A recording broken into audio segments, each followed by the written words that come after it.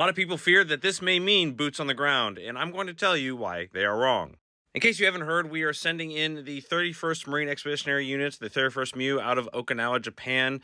It is approximately 2,500 Marines on the USS Tripoli and some additional ships that are headed into the Middle East specifically to support Operation Epic Fury.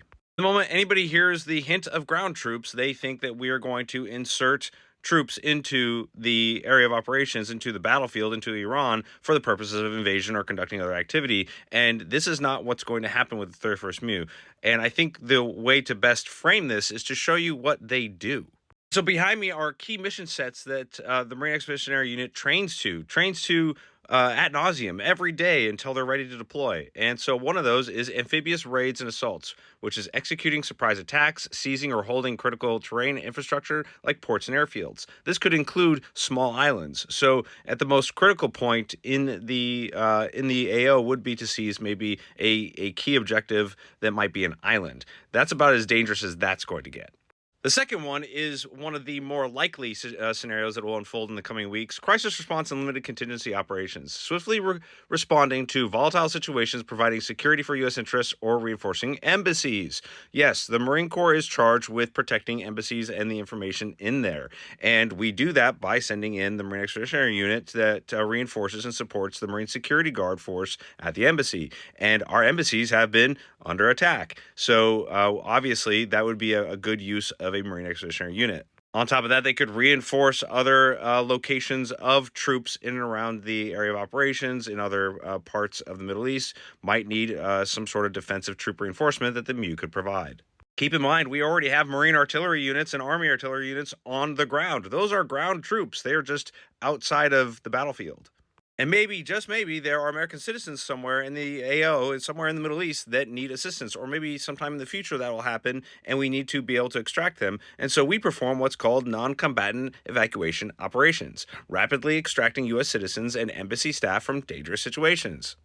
And then, of course, there's this other bullet that I'll move out of the way for, but it's for specialized operations, performing searches and seizures, visit, board, search, and seizure on ships, and tactical recovery of aircraft personnel, otherwise known as TRAP. And that one's extremely important also because we've already had some aircraft go down due to operational mishaps. And fortunately, it's been in friendly AOs, but maybe that won't happen in the future. And so we need to have a capability to go extract them rapidly. And in that case, yes, we're going to send in the Marines. But this is not boots on the ground. And I also want to touch on the fact of the ships and seizures.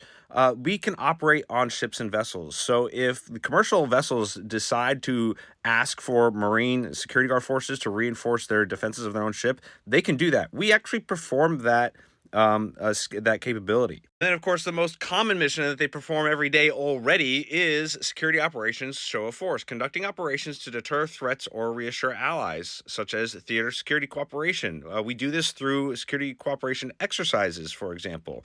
And so while there's a real world operation going on over there, and so they'll perform real world missions, just they are an added deterrent and reinforcement mechanism. And of course, there's also smaller specialized missions within the MEU that they can perform from a special operations component capability, such as clandestine reconnaissance and advanced tactical techniques. This is, of course, highly classified type skill sets that they likely won't even be tapped to do unless a specific mission within the overall operation calls for it. But none of this speaks to inserting boots on the ground for the purposes of conducting traditional military warfare. So people need to really stop fear-mongering this bullshit.